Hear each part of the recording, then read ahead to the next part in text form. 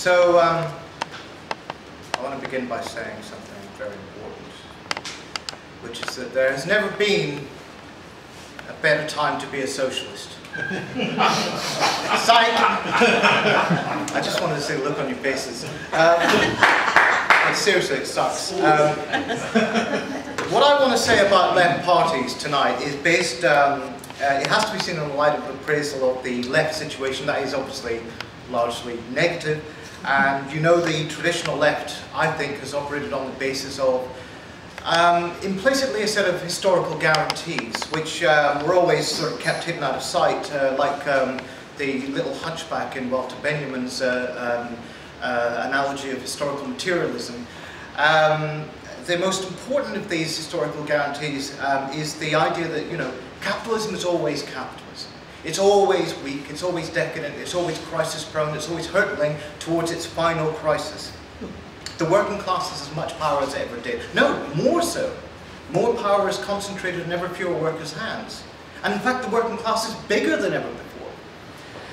And as long as you have these guarantees in your back pocket, and believe that essentially the real weaknesses and the only serious weaknesses are subjective and organizational, then, you know, you are free to take a reasonably realistic appraisal of the world within that constraints, within those dogmatic constraints, without ever having to face the underlying reality adverted to by those grim circumstances.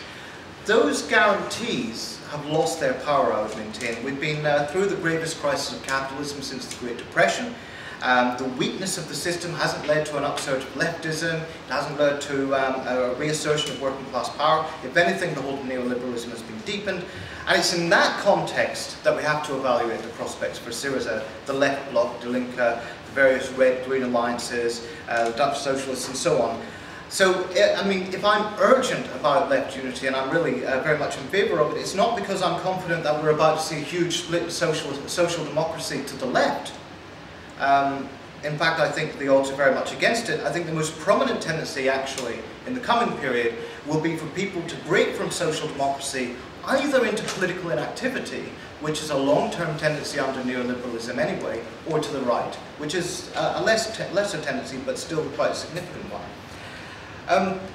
A caveat though before I continue, it's tempting to talk about everything related to left unity through the prism of crisis. It gives us a sense of origins, a once upon a time story, you know. First there was a credit crunch, then austerity, then Syriza. Obviously we know it doesn't work like that. We know that there are long-term developments, you know. The development of radical left parties in Europe are part of a structural phenomenon that long predates the present period of crisis. Still, as Oscar Wilde put it, the only way to get rid of a temptation is to yield to it. And, well, he had other things in mind, but I will take the crisis as my point of reference throughout this discussion, because it concentrates several of the most important developments that we've been living through. So, before I go any further, 2 words. Ed Miliband. Sort of crossover from the thick of it. The politics of Dan Miller and the physical grace and personality of Ben Swain combined. He's dragging Labour further to the right than it has ever been, albeit with a slightly more leftish patina than Blair was able to. And it's not just the union connection, it's the public services, the welfare state, the very reasons why Labour is supposed to exist. And because we're in a new era, post the earliest sort of cosmopolitan phase of New Labour, it's also on family and gender, race and nationality, all these social issues on which they're attempting to emulate the idiom and politics of the right. So I don't care what your background is, the need for a left party, or something to the left of Labour, and certainly I don't see the Labour left being able to reverse any of this, is obvious. And anyone who talks about putting class unity ahead of left unity, as one of the formulations I've heard, is missing what is happening to the class in terms of its major forms of representation. A few lessons from the left parties then. First, this is a question that's coming up in all the states with major social democratic traditions. Maybe overly generalizing, but I think it doesn't mean that radical left parties appear nowhere else, but notably it's a different kind of problem in, say, the United States or Canada. I think it's a specific issue to do with European social democracy, and that adds some dimensions that we have to be aware of. I was talking to Paolo Cicchetti, who did his PhD on the subject of the radical left parties, and one of the things he pointed out was that it almost never happens that when these formations come about, there is a break in the trade union bureaucracy. You know, you get a split in social democracy, you get a decampment of trade union members, but the core trade union bureaucracy remains doggedly loyal to the main social democratic formation. Note how McCluskey, even today, is trying to sound conciliatory towards Miliband, and always responds with a glowing endorsement when Miliband makes some sort of right-wing speech. This is typical, and we shouldn't expect it to change. And that means that any left alternative we manage to organise in the UK, we can't just expect to start splitting away sections of the TUC behind us, which I think is the idea. You know, I mean, we may get the support of people like Bob Crow, you know, although no to EU, Tusk. I'm most amazed by the staggering sort of optimism of Tusk supporters. 0.6% of the vote, remarkable! Last week we didn't even have a candidate in this constituency. I wonder the fuck why. So, I mean, there's something else worth mentioning actually in that connection about no to EU. I mean, this really is the idea of a UKIP of the left that people are talking about. That's what no to EU was for. It's taking anti-EU politics and inflecting it with socialist policies and socialist ideologies, which sounds, you know, good. It sounds perfectly understandable. Problem is, I think it's totally misguided. I think the right is hostile to the left, hostile to the EU in a way that the left, in a different way than the left is. The left is hostile to the EU because it's opposed to concentrations of undemocratic power, it's opposed to its neoliberal genetic makeup. For the right, blaming the EU for everything is basically a conspiracy theory. And for the left, while it's important, putting it first distracts attention from the fact that it's actually powerful national governments like the UK implementing austerity in this day and age. And I don't think left-wing voters of any class respond well to this, which is why no to EU was such a calamitous failure. If you really want those politics, probably you're on the right and probably you're going to vote for UKIP or the BNP at worst. Second, the degree of success of these parties has partly to do with the persistence of indigenous communist traditions. I say communist, Stalinist, Euro-communist, rarely Trotskyist or Maoist.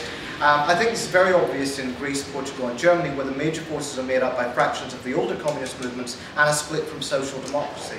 I'm not sure about this. I think it's only in Greece that there are some small Trotskyist and Maoist groups involved playing a significant role, which adds some nuances to that particular situation.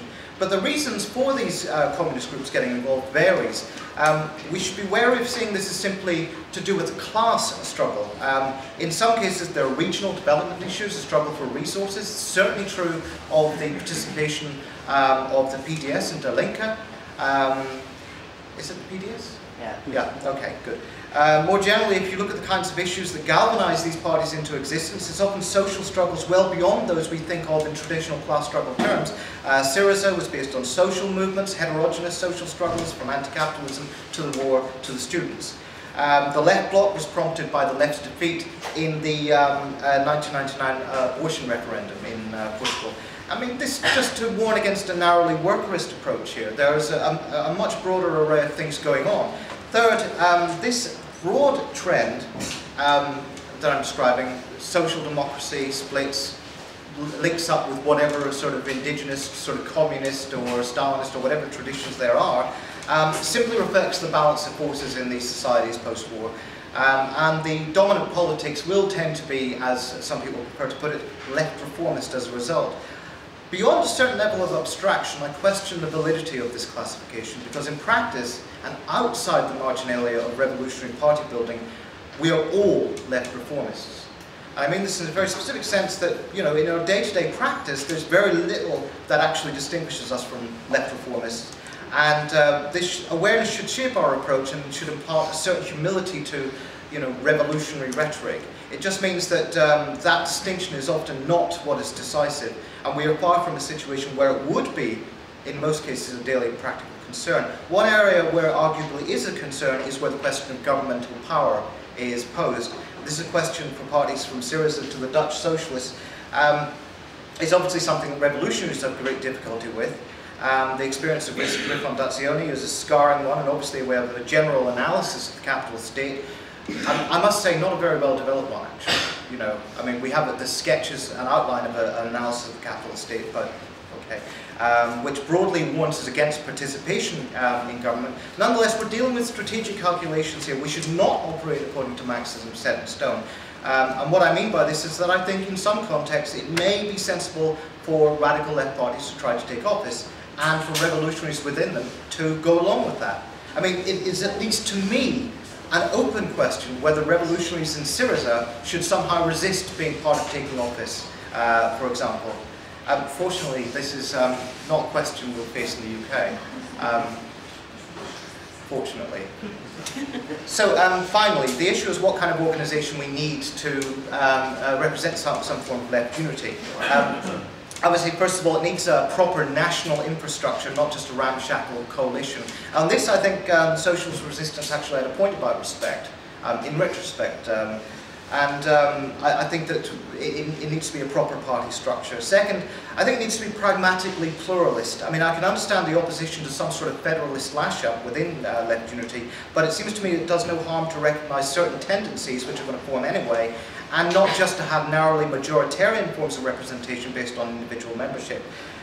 Third, it needs to win support in both unions and in wider social movements. This is the significance of what I was saying earlier. You can't hope to raise mass levies from the unions or split the union bureaucracy, and I think you probably won't even see significant splits from the top of Labourism. So we should try and build support and material bases from the ground, respecting the specific needs of unions and movements it works in. Finally, I mean, part of the reason that it should be doing this, I think, is it's part of a long game. I think what's happened to us in the last 30 or 40 years has been an absolute catastrophe, which we have barely come to terms with. It's absolutely demolished, devastated the infrastructure on which we depend, the forms of organisation, activity and interaction on which we depend, and we need a long-term process of actually building up. We need to think long-term in the way that the ruling class does. And I think that any radical left initiative should actually be thinking along those lines too. So I'll leave it there. Thanks.